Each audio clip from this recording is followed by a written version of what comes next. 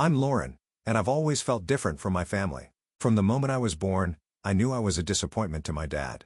He really wanted a boy, and when the doctor said, "It's a girl," I could see the disappointment on his face. That pretty much set the tone for our relationship. My older sister, Joyce, was the family star.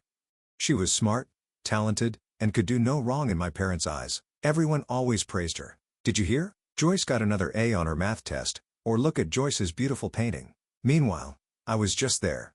My report cards barely got a reaction, and my crayon drawings usually ended up in the trash. As I got older, I learned to take care of myself. I made my own lunches, did my own laundry, and figured out my homework alone. It wasn't fun, but it made me strong and independent. One day, when I was about 15, something happened that changed my life.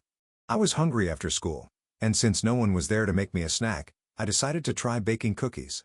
I followed a recipe from one of Mom's old cookbooks, and to my surprise, they turned out really good. The next day, I took some to school. My classmate, Hannah, tried one, and her eyes lit up. "Lauren, these are amazing. Did your mom make them?" she asked. I smiled and said, "No, I did." Word spread fast, and soon kids were asking me to bring more. For the first time in my life, I felt special. I had found something I was good at, something that made people notice me. That afternoon, I ran home, excited to tell my parents. "Mom, Dad, guess what? I made cookies, and everyone at school loved them." Mom barely looked up from her magazine. "That's nice, dear. Just make sure you clean up the kitchen." Dad frowned. "Cookies, Lauren? You should focus on your studies, not waste time in the kitchen." My heart sank, but I didn't let their words ruin my excitement. I had found something I loved, and I wasn't going to let anyone stop me. As time passed, the gap between Joyce and me grew even bigger. Joyce finished high school with top grades and got accepted into a famous college. You would have thought our parents won the lottery with how much they celebrated. Meanwhile, I was still in high school with okay grades. Not great, not terrible, but I had found my passion. Every weekend, I baked cakes, pies, and cookies. Soon, even our neighbors started placing orders. I had a small business going. One day, Mrs. Megan from next door took a bite of my chocolate cake and said, "Lauren, honey, this is amazing. You have real talent." I smiled, feeling proud. "Thanks. I'm thinking about going to culinary school after I graduate," I told her. Her eyes lit up. "Oh, that's wonderful. You do great." But when I shared my dream with my parents, their reactions were completely different. Mom's face dropped. "Culinary school? But that's just cooking." Dad's reaction was even worse. He slammed his fist on the table. "Absolutely not. No daughter of mine is going to waste her life in a kitchen." "But Dad," I argued, "I'm good at it. People love my baking." He scoffed. "So what? You think you can make a living flipping burgers or decorating cakes? Wake up, Lauren. The real world doesn't work like that." Mom added softly, but just as dismissively, "Honey, you need to think about your future. Look at Joyce. She's studying finance. She'll have a real career." Their words hurt, but I wasn't ready to give up. I started selling my baked goods at school events and to my classmates. The response was amazing. "Lauren, these cookies are incredible," my friend Michael said with his mouth full of a chocolate chip cookie. "You should open a bakery or something." I smiled as I imagined it. My own little bakery filled with the smell of fresh bread and pastries. It felt like a dream, but at home, that dream quickly became a nightmare. One day, Dad found a flyer for my bake sale. "What's this?" he demanded. I swallowed nervously. "It's for school. We're raising money for new computers." He glared at me. "Don't lie to me, Lauren. I know you've been selling your treats. This stops now. You need to focus on real studies, not this hobby." "But Dad, I'm making good money," I said. "Money?" he snapped. "You call a few dollars for cookies money? Do you know how much your sister makes at her internship? That's real money. That's a real future." I bit my lip, trying not to cry. "I just thought." He cut me off. "No, you didn't think. Listen carefully. This baking nonsense ends now. You're going to get your grades up and apply to real colleges. If I hear about one more cake or cookie, we'll cut you off. No more college fund. No more support. Got it?" That night, I cried myself to sleep. My dream of culinary school crumbled like an overcooked cookie. The next day, I started looking up business colleges. My heart felt heavy, but I was determined. Somehow, someday, I'd find a way to follow my passion. But for now, I had to play by their rules. College passed in a blur of numbers, spreadsheets, and financial reports. I worked hard on my accounting studies, trying to convince myself it was the right choice. But every time I walked past a bakery or smelled fresh bread, my heart ached for the dream I had left behind. After I got my degree, I landed a job at a big company. My parents were so happy. I rented a small apartment, determined to live on my own. But day after day, as I sat at my desk working on numbers and reports, I felt myself slowly fading inside. One evening, I couldn't take it anymore. I pulled out my old recipe book, its pages worn and stained from happier times. I decided to bake a batch of cupcakes, losing myself in the process of mixing and baking. The next day, I brought them to work. The reaction was immediate. "Oh my God, Lauren, these are amazing," my coworker Sophia said. "Where did you buy them?" I hesitated, then said, "Actually, I made them." Word spread fast, and soon people started asking if I could bake cakes for birthdays, kids' parties, and even weddings. At first, I took a few orders on the weekends, but soon, I was spending all my free time in the kitchen. My little apartment was always filled with the smell of vanilla and chocolate. Then a big opportunity came. My company's anniversary was coming up and the director approached me. "Lauren, I hear you're a great baker. How would you feel about making the cake for our anniversary party?" My heart raced. This was a huge chance, but also a big risk. Still, I couldn't say no. On the day of the party, I brought in a huge cake decorated with the company's logo and detailed sugar flowers. When I unveiled it, the room went silent. Then, the director grinned and said, "This is incredible. Everyone, give it up for Lauren, our accounting wizard and, apparently, master pastry chef." The room filled with applause. The director even hugged me and whispered, "You're wasted in accounting, Lauren. This is your true calling." His words stuck with me. As more cake orders came in, I knew I had to make a choice. I was juggling 2 full-time jobs, accountant by day, baker by night. Something had to change. One sleepless night, covered in flour and surrounded by cake orders, I made my decision. The next day, I handed in my resignation. My supervisor was shocked. "But why? You're one of our best employees," she said. I smiled, feeling lighter than I had in years. "I found my true passion," I said simply. I rented a small commercial kitchen and threw myself into my new business. It was exciting but also scary. Some nights, I stayed up all night filling orders. Some days, I wondered if I had made a huge mistake. But little by little, my bakery grew. I hired my first employee, then my second. We moved to a bigger space. Soon, my cakes and pastries became well known across the city. Through it all, I kept it a secret from my parents. As far as they knew, I was still a successful accountant climbing the corporate ladder. I kept telling myself I was waiting for the right time to tell them the truth. But deep down, I was just scared. Scared of their disappointment, their anger, and their rejection. As my bakery grew, I knew I had to step up. I dived into modern marketing determined to make my shop stand out. I made social media pages for the bakery and posted pictures of my cakes, cookies, and pastries every day. But I never showed myself. No selfies, no pictures of me as the baker, just the treats. Even though I was nervous, the business took off. I teamed up with a local delivery service to reach more customers in the city. I also started a loyalty program, giving discounts to returning customers. Then I had a big idea: Sweet Tooth Wednesdays. Once a month, we opened our doors and gave out free samples to anyone who stopped by.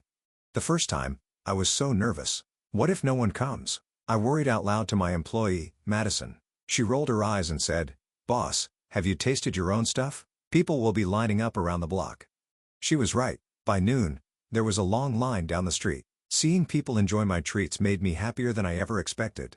Our bakery became more popular than ever. Soon, we were catering fancy events, supplying desserts to top restaurants, and even shipping our famous cookies across the country. With success came money, more than I ever thought I'd make just from baking. As my dad once joked, I was making more than my sister, who worked at a bank. I started helping my parents financially but pretended it was from my accounting job. When their roof needed fixing, I paid for it. When they dreamed of going to Europe, I surprised them with tickets. "Oh, Lauren, you shouldn't have," Mom said, but I could see the excitement in her eyes. While I was growing my business and helping our parents, my sister Joyce was living her best life. She still lived at home and spent her paycheck on designer clothes, fancy gadgets, and self-care. But none of that mattered to our parents. To them, Joyce was still the star. "Did you hear about Joyce's promotion?" Mom would say proudly, "Vice president at only 31. I forced a smile. "That's great, Joyce. Congrats." While I was running a successful bakery, employing a dozen people and making hundreds of customers happy every day, it didn't seem to matter at home. One day at Sweet Dreams Bakery, everything started like normal. I was in the kitchen adding the final touches to a wedding cake when Madison ran in, waving an order form. "Boss, you're not going to believe this," she said, eyes wide. I wiped my hands on my apron. "What's up?" "We just got an order for a birthday cake. The delivery address is She paused for effect. Your parents' house. It felt like a splash of cold water. Are you sure? I asked. She nodded and handed me the form. There it was, my childhood address, my mom's name, and a note saying it was for her birthday. For a moment, I couldn't breathe, but then, an idea formed in my mind. Madison, I said, trying to sound calm even though my heart was racing, clear my schedule. This cake is going to be my masterpiece. For the next week, I put everything into that cake. 3 tiers of mom's favorite flavors, decorated with hand-piped flowers and delicate sugar designs. It was the best cake I had ever made. As I worked, I pictured the moment. My parents' amazement when they saw the cake, their pride when I told them I made it, and the happiness of finally showing them who I really was. The day of the party arrived. I showed up early with a small gift to keep up the act. The house was full of relatives I hadn't seen in years. Lauren, Aunt Janice hugged me. Look at you, all grown up, still crunching numbers. I forced a smile. The usual lie sitting heavy in my throat. Yep, still at it. I couldn't wait for my cake to arrive. Then, the doorbell rang. Mom answered it, and there was our delivery guy holding the familiar Sweet Dreams bakery box. Special delivery for the birthday girl, he said cheerfully. The room went silent as Mom carried the box to the dining table. She lifted the lid, and everyone gasped. Murmurs of appreciation filled the room as they admired the cake. I stood there, heart pounding, waiting for the right moment to speak. Before I could say anything, Dad cleared his throat. Before we celebrate, he said in a serious voice, there's something we need to talk about. The room went silent.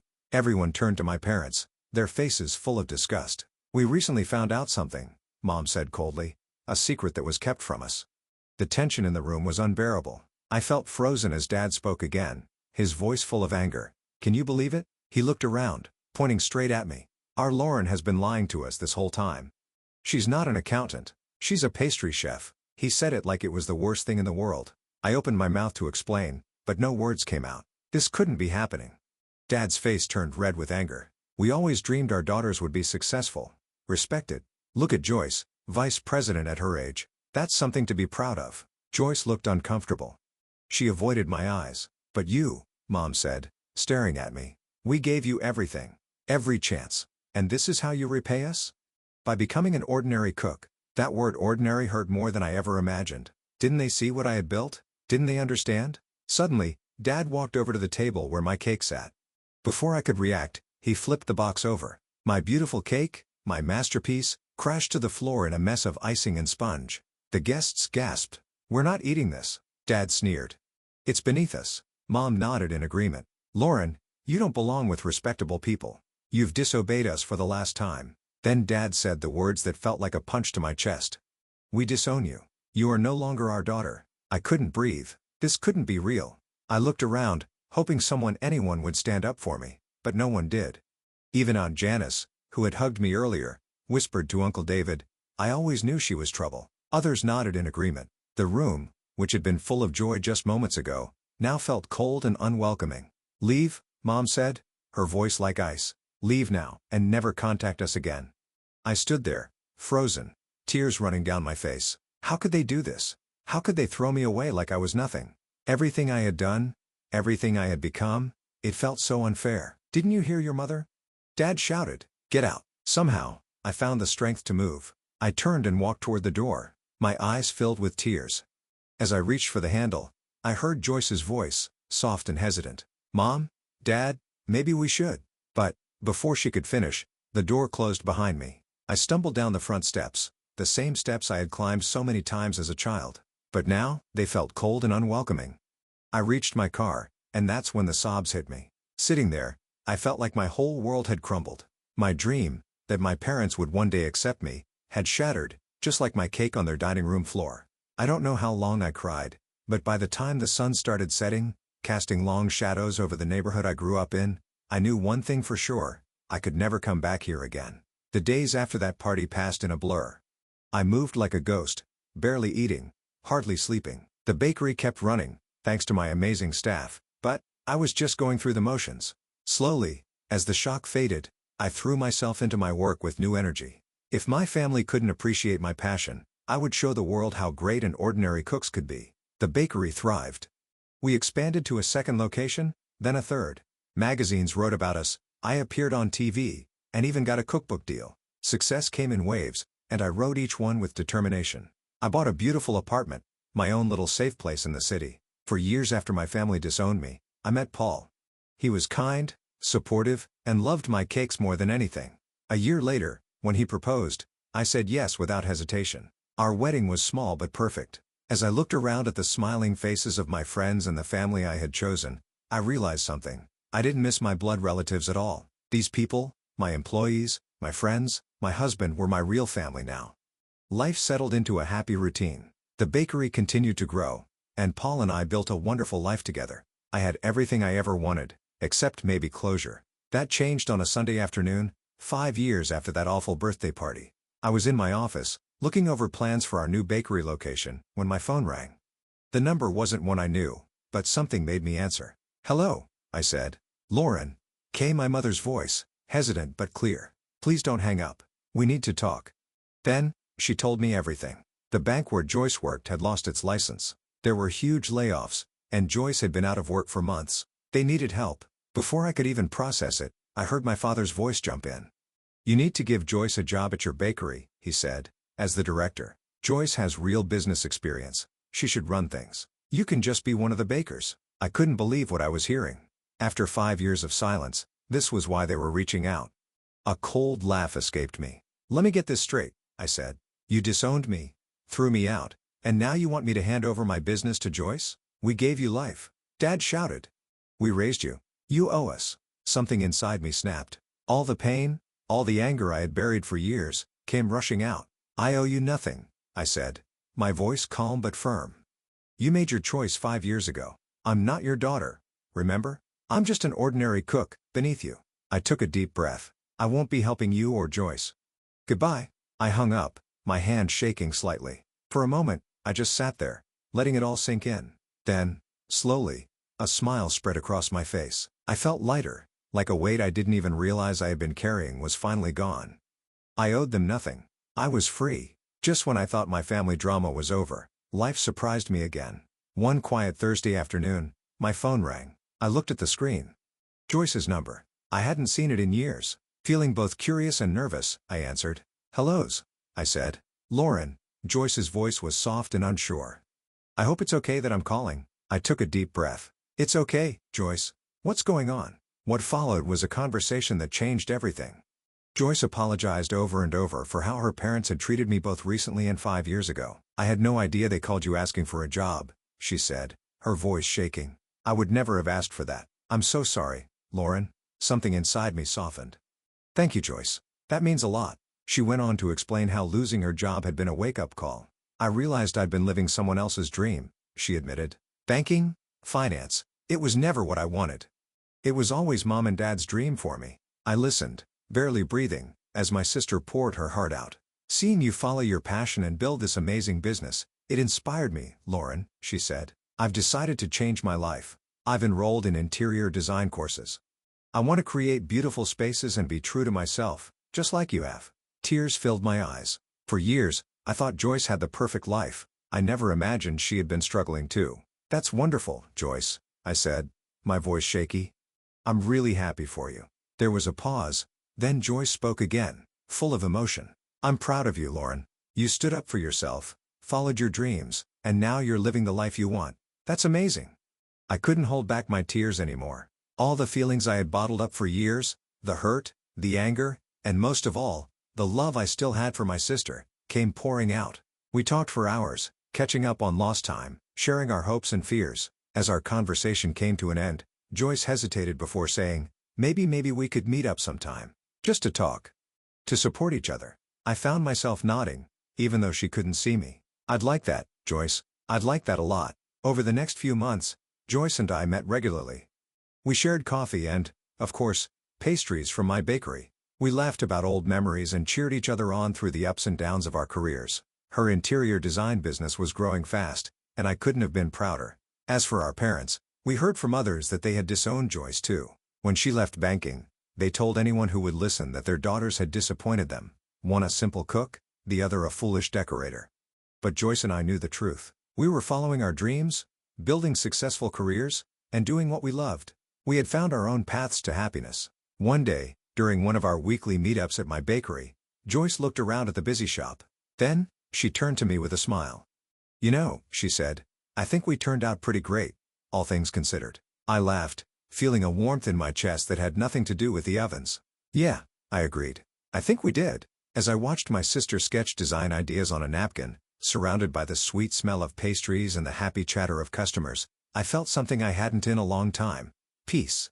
This was my life. Messy, challenging but sweet. I had fought for my dreams. I had lost some battles. But in the end, I had won the war.